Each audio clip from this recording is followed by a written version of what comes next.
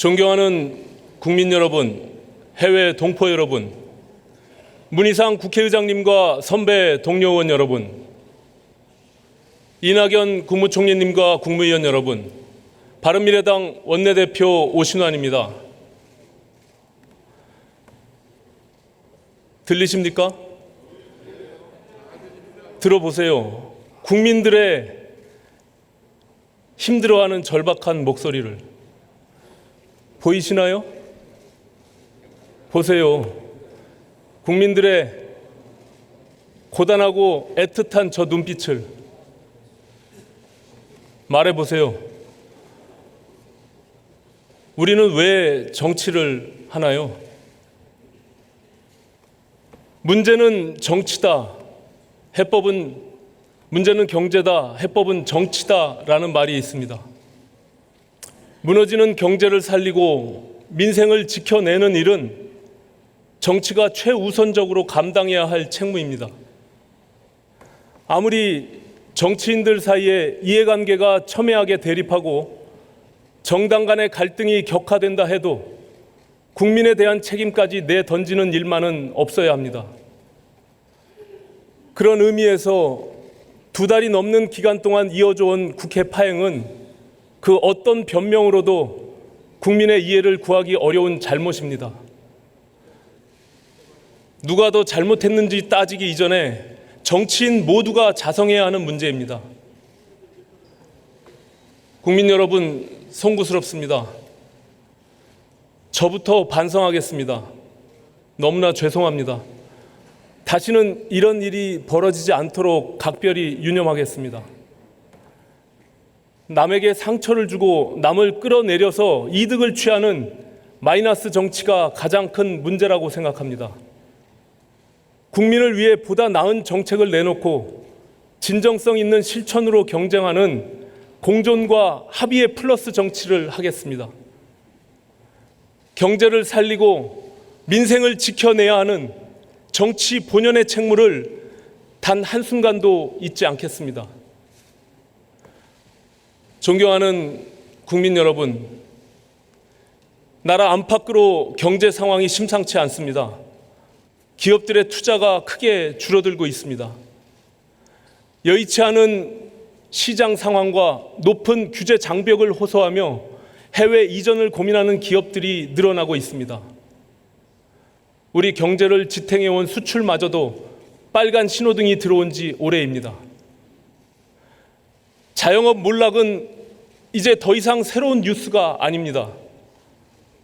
고용 흐름이 좋아지고 있다는 정부의 주장과는 달리 국민이 체감하는 최악의 고용 상황은 좀처럼 나아질 기미를 보이지 않고 있습니다. 가계의 채무 상환 능력도 갈수록 떨어지고 있습니다.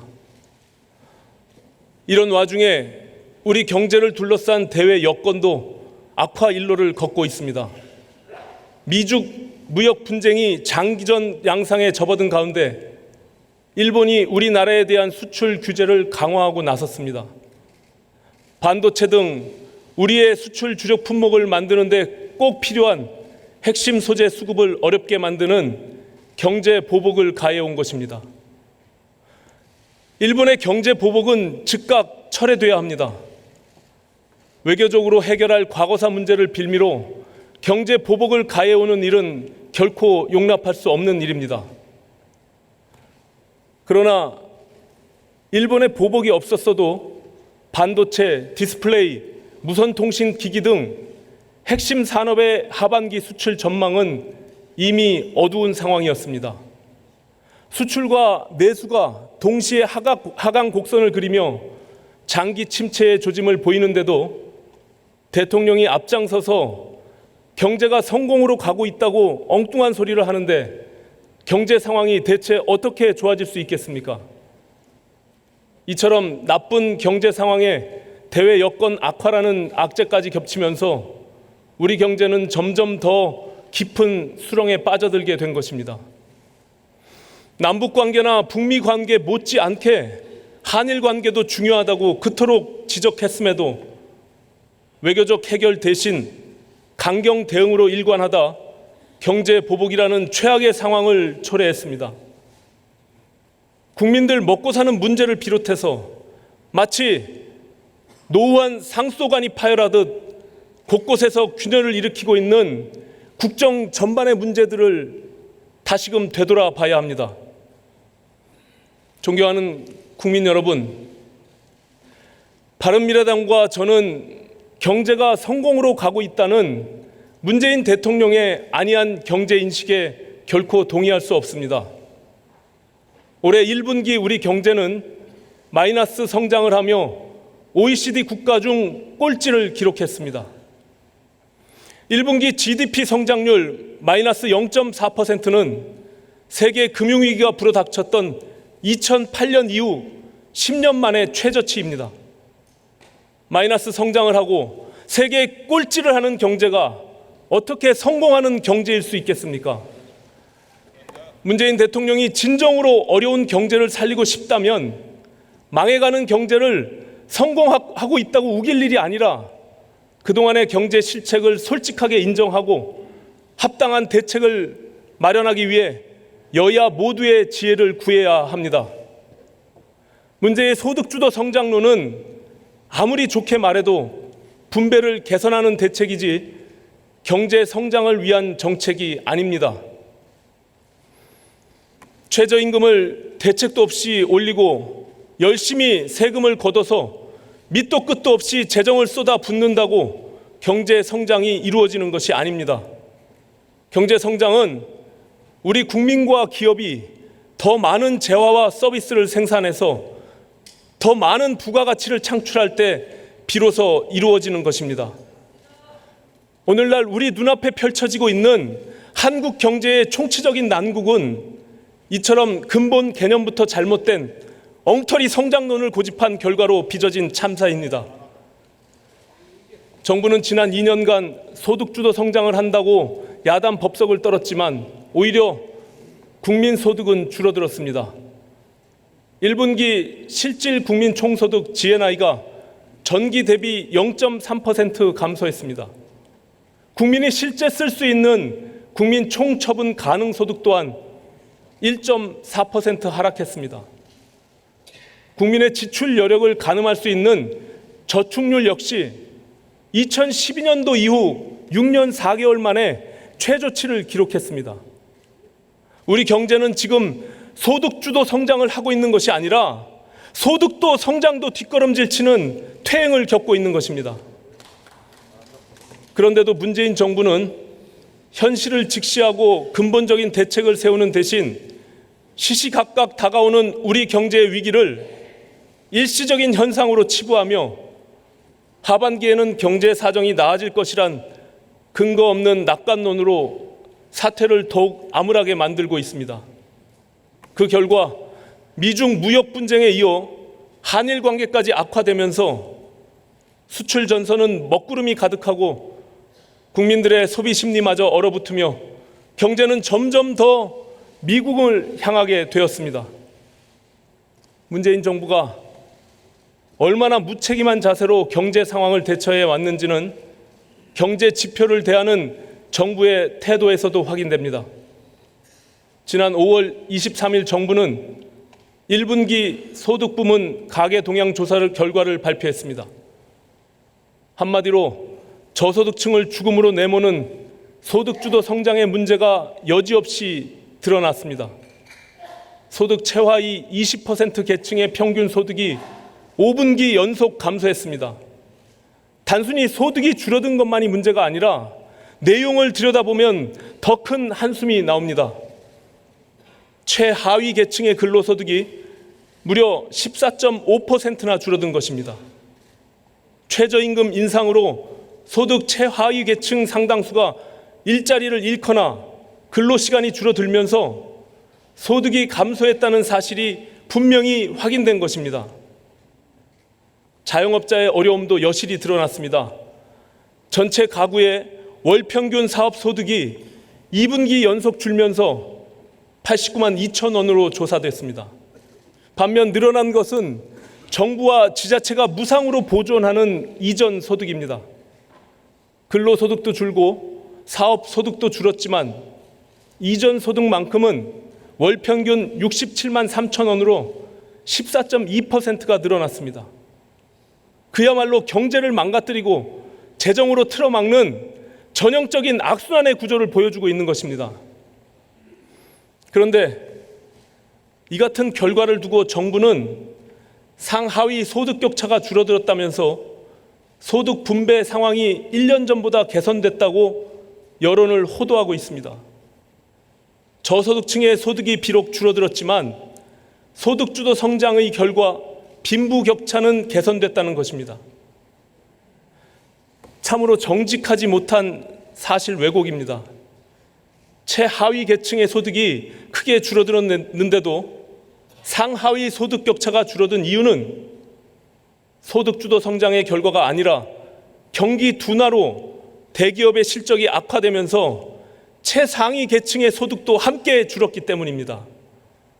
그러니까 지금 문재인 정부는 상위 계층과 하위 계층의 소득을 함께 줄여놓고 소득주도 성장 때문에 소득 격차가 완화됐다고 국민을 속이고 있는 것입니다. 국민들이 정부에게 바라는 것은 서민들도 함께 잘 사는 나라를 만드는 것이지 모두가 가난해서 똑같이 못 사는 나라를 만드는 것이 아닙니다.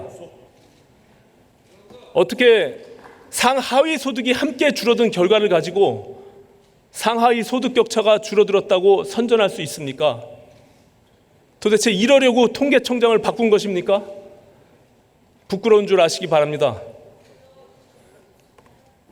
문재인 정부의 여론 호도는 이것 하나만이 아닙니다.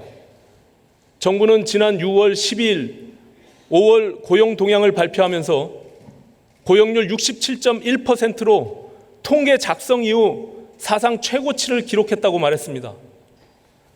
대통령, 장관, 일자리 수석이 돌아가면서 이구동성으로 고용 상황이 그동안의 부진에서 벗어나 개선되고 있다며 반색을 합니다. 이 말이 실제 사실이라면 박수로서 환영할 만한 일입니다. 그러나 고용 상황이 개선되고 있다는 정부의 주장 또한 국민 우롱이 아닐 수 없습니다. 고용률만 늘어난 것이 아니라 실업률도 2000년 이후 역대 최고치를 기록했기 때문입니다. 문재인 정부가 정직한 정부라면 고용률이 사상 최고치를 기록했다고 홍보에 열을 올릴 일이 아니라 실업률도 여전히 높아서 고용 상황이 개선됐다고 속단하긴 어렵다며 이런 사실을 말했어야 합니다. 고용의 질도 문제입니다. 고용률이 올랐다지만 양질의 일자리가 늘어서는 아닙니다. 정부가 재정을 투입해서 만든 공공 일자리와 단기 아르바이트 같은 초단기 일자리가 크게 늘어서입니다. 근로시간을 기준으로 주당 17시간 미만 취업자 수는 35만 명이나 급증한 반면에 36시간 이상 안정적인 일자리에 근무하는 취업자 수는 무려 38만 2천 명이 줄었습니다. 공공 일자리가 집중된 60세 이상 취업자 수는 크게 늘었지만 우리 경제의 중추신경인 30, 40대 취업자 수는 계속해서 감소하고 있습니다. 특히 경제 성장을 견인하는 제조업 취업자 수는 1년 전보다 7만 3천 명이 줄면서 14개월이나 연속 감소했습니다. 한마디로 고용 흐름이 좋아진 것이 아니라 일자리의 질이 악화된 것입니다.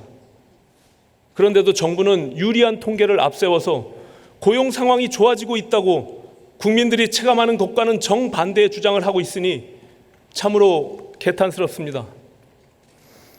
문재인 정부가 진짜 경제를 살리고 싶다면 말장난 같은 진실을 호도하는 이 같은 행동을 즉각 중단해야 합니다.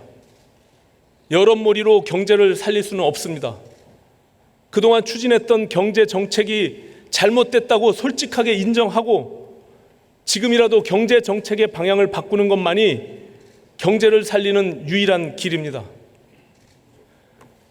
존경하는 국민 여러분, 문재인 정부는 얼마 전부터 갑자기 하반기 경제 하방에 대비해야 한다고 입장을 바꿨습니다.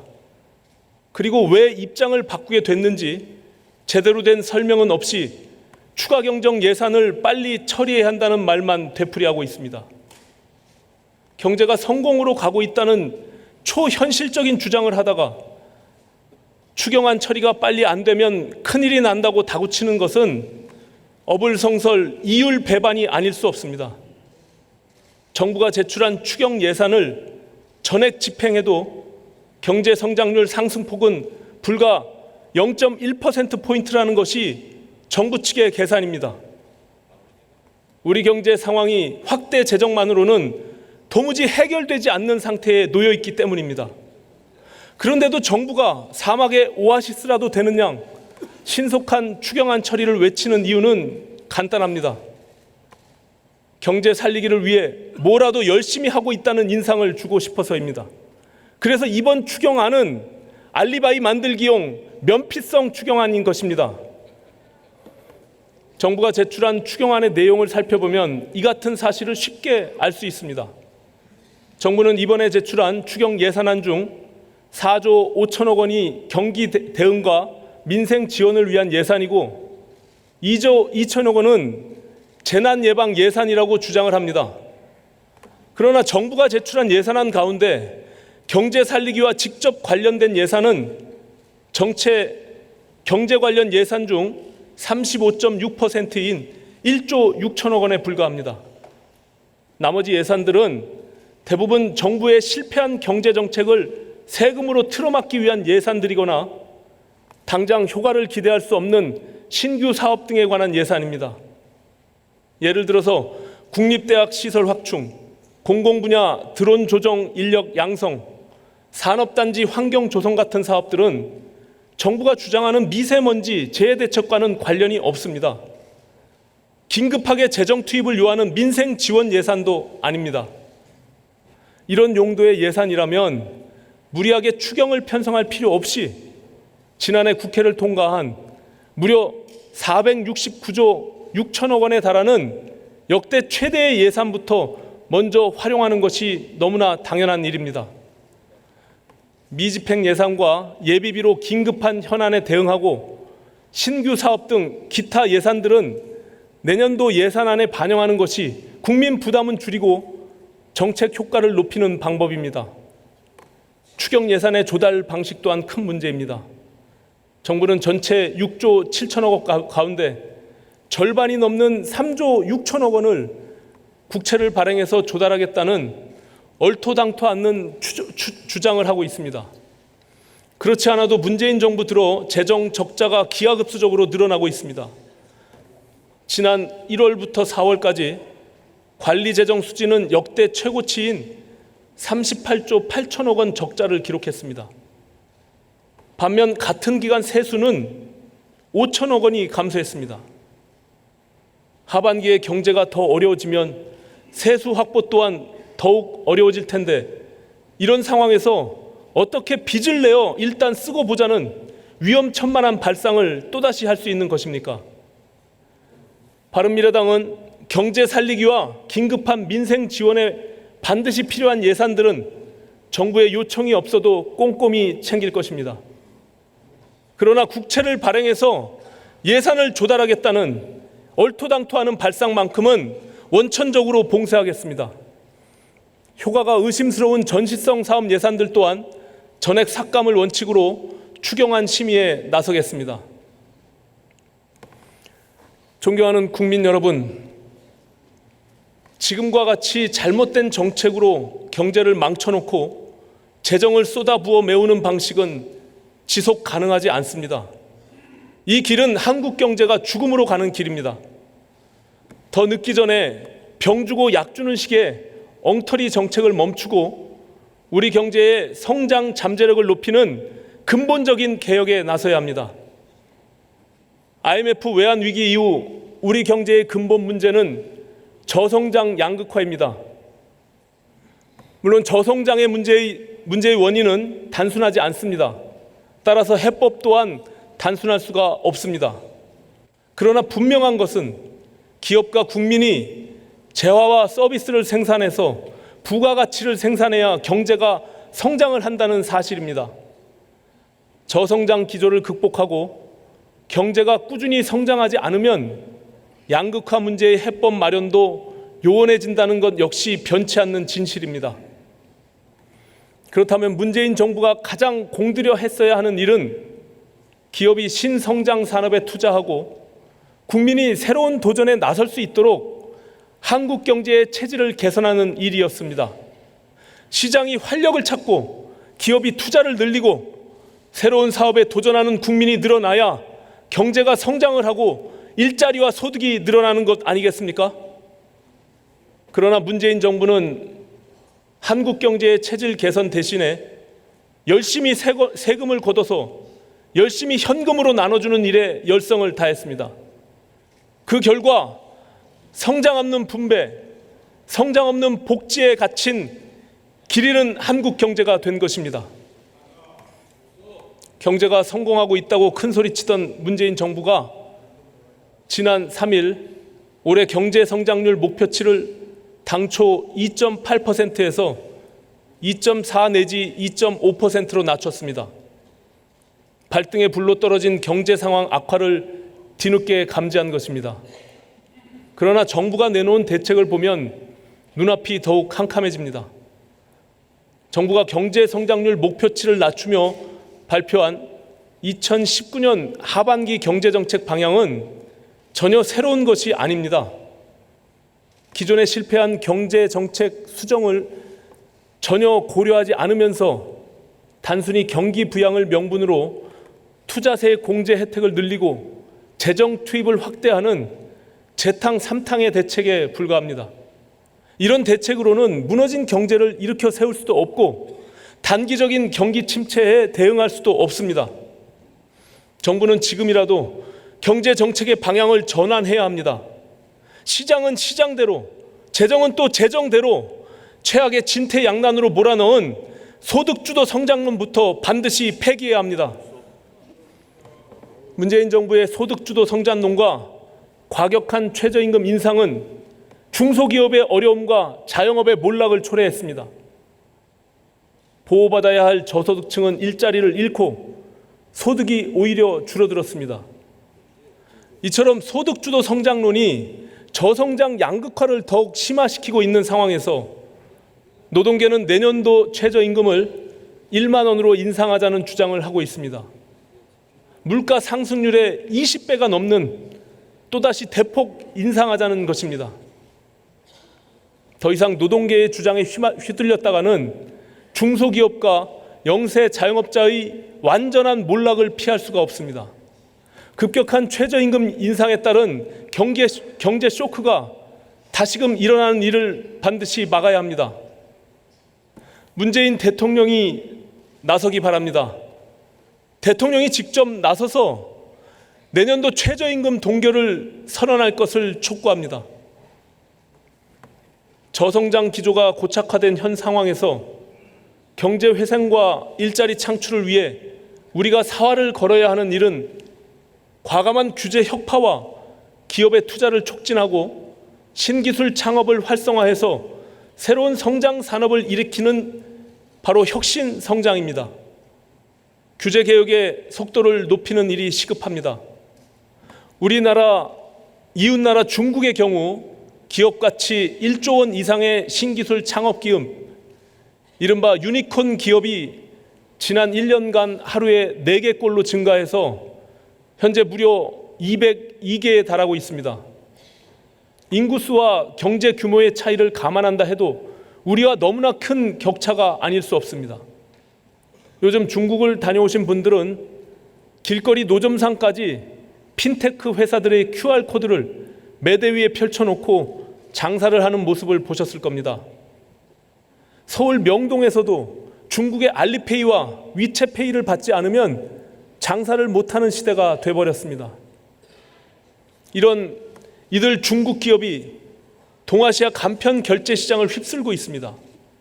반면에 우리나라 모바일페이의 해외 결제 서비스는 외국환 거래법에 막혀서 겨우 지난 6월부터 시작됐습니다. 더 뒤처지기 전에 신기술 창업 기업들의 발목을 잡고 있는 낡은 규제들을 혁파해 내야 합니다. 그런 의미에서 이번 임시국회가 추경안 처리보다 더 시급히 처리해야 하는 일은 신기술 창업 지원 활성화와 규제개혁 촉진을 위한 관련 법률들을 통과시키는 일입니다. 혁신 성장을 위해 바로잡아야 할 문재인 정부의 대표적인 잘못이 또 하나 있습니다. 수십조 원에 달하는 국가 재정으로 공무원 일자리 17만 4천 개, 공공부문 일자리 81만 개를 만들겠다는 계획이 바로 그것입니다. 일자리는 기업이 만드는 것입니다. 정부가 세금으로 만드는 일자리는 지속 가능하지 않습니다. 공공일자리 81만 개를 위해 수십조 원을 쏟아부으면서도 4년간 5,756억 원을 투입해서 고작 1만 명을 혁신 인재를 양성하겠다는 것이 그 발상으로 어떻게 경제를 살릴 수 있겠습니까? 공공일자리 81만 개를 폐기하고 미래 산업을 짊어질 혁신 인재 81만 명을 양성하는 것이 경제를 살리는 길입니다. 존경하는 국민 여러분, 왜곡돼 있는 노동시장 개혁 또한 경제를 살리기 위해 더 이상 미룰 수 없는 시급한 과제입니다. 현재 우리나라 노동시장은 대기업과 공공기관 정규직 중심의 1차 노동시장과 중소기업 및 비정규직 중심의 2차 노동시장으로 분절되어 있습니다. 그리고 중소기업 근로자와 비정규직 근로자가 대기업 정규직으로 이동할 수 있는 기회는 사실상 차단되어 있습니다.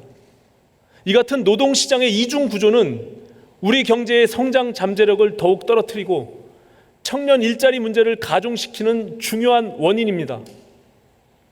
한번 중소기업이나 비정규직으로 취업한 사람이 대기업 정규직으로 이동할 가능성은 하늘의 별 따기입니다. 대기업과 중소기업, 정규직과 비정규직의 임금 격차가 현격한 가운데 이동의 기회조차 없으니 청년들이 대기업 취직에 매달리는 것은 너무나 당연한 일 아니겠습니까?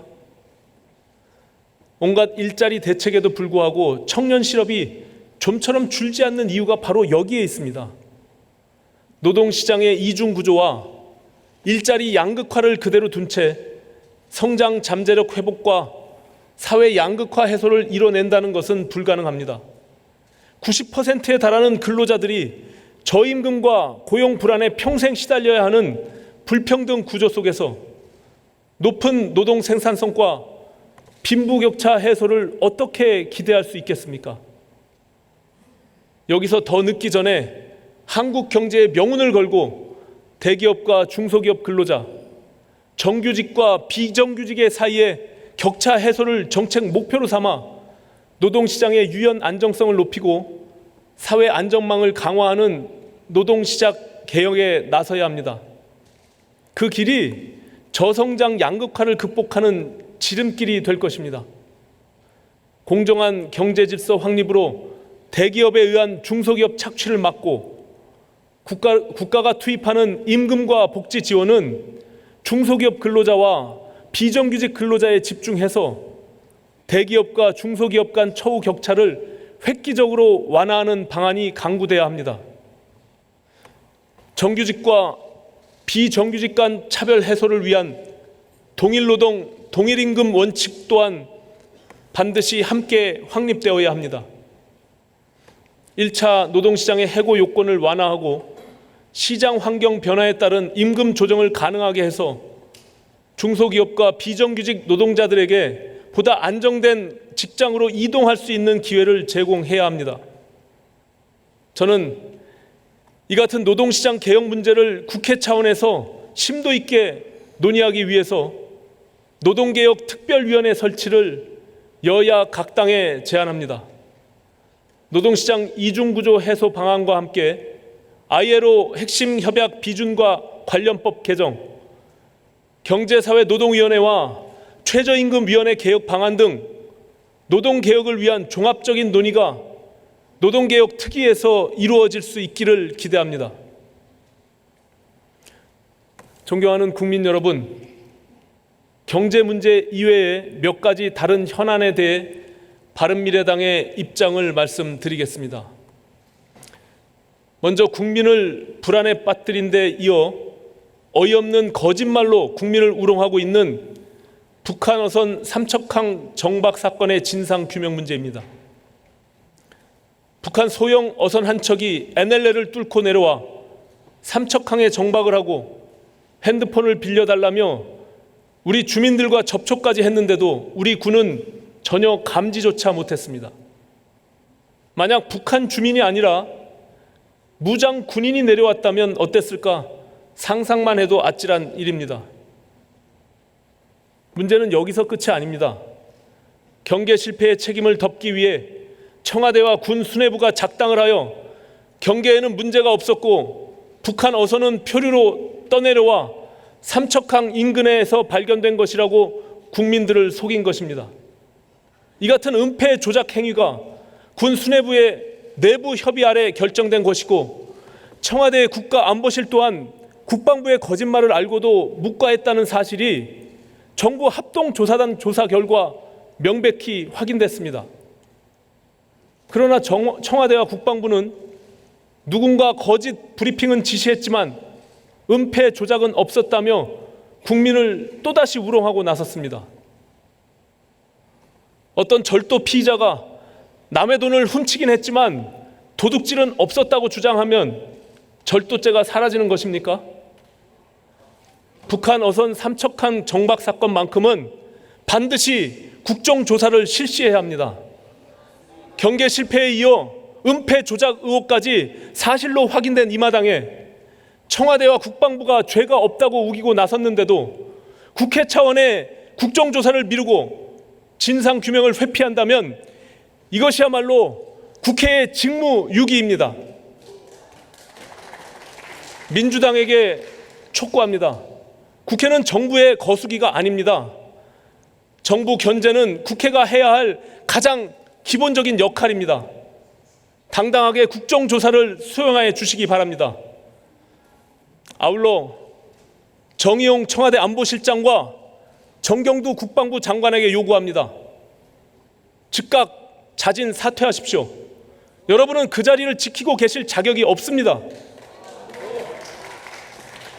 끝끝내 못 물러나겠다며 버틸 경우 국민들의 분노의 화살은 문재인 대통령에게 향하게 될 것입니다. 존경하는 국민 여러분, 장기간 국회 파행을 부른 패스트트랙 지정 법안들의 처리 문제는 임기 4년차 20대 국회의 순항 여부를 가를 중대한 사안입니다. 바른미래당은 더 이상의 극단적인 갈등을 막기 위해 각 당의 안을 종합하여 논의한 후 합의 정신에 따라 처리한다는 교섭단체 원내대표 간 합의가 국회에서 지켜지기를 희망합니다. 특히 게임의 룰을 다루는 선거법만큼은 지난 13대 국회 이후 30년 동안 여야 합의로 처리해왔던 관행이 지켜지기 바랍니다. 이를 위해서 자유한국당에 제안합니다. 비례대표제를 폐지한다는 기존의 안을 철회하고 중대선거구제 등 비례성을 강화할 수 있는 다른 대안을 제시해 주십시오. 선거제도 개선 논의가 촉발된 이유는 사표를 양산하고 소수정당의 의회 진입을 가로막는 현행 소선거구제의 폐해 때문입니다. 자유한국당이 현행 제도를 고집하면 선거법 합의 처리는 불가능한 것입니다.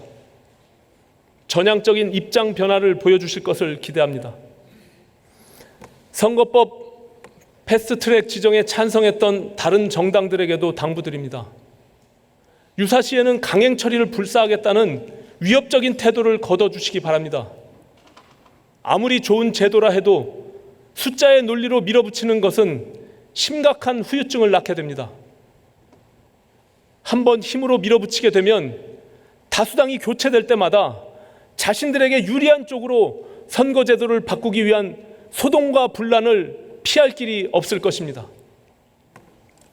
최선의 노력을 다해서 국민과 정치인들 모두가 수용할 수 있는 좋은 제도를 여야가 함께 만들 수 있도록 지혜를 모아주시기 바랍니다. 존경하는 국민 여러분, 국회 정상화 협상 과정에서 거대 양당 중심의 대결 정치가 얼마나 소모적이며 퇴행적인 것인지 이미 충분히 목격하셨습니다.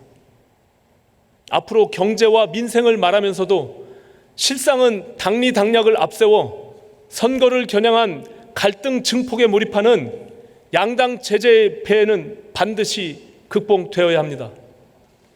문제는 경제다. 해법은 정치다. 이것이 제가 정치를 하는 이유이자 바른미래당의 존재 이유입니다. 바른미래당은 정치가 경제의 발목을 잡지 않도록 거대 양당의 극단적인 대결 정치를 제어하면서 경제와 민생에 집중하는 유능한 경제 정당의 길을 가겠습니다. 남을 비판하기 이전에 먼저 대안을 내놓고 대화 타협의 정치를 주도하는 합리적인 대안 정당의 길을 가겠습니다. 그 길 위에서 바른미래당의 변화된 모습과 생산적인 정책을 보여드리겠습니다. 뿌린 만큼 거둔다는 정직한 자세로 국민 여러분의 공정한 평가를 구하겠습니다.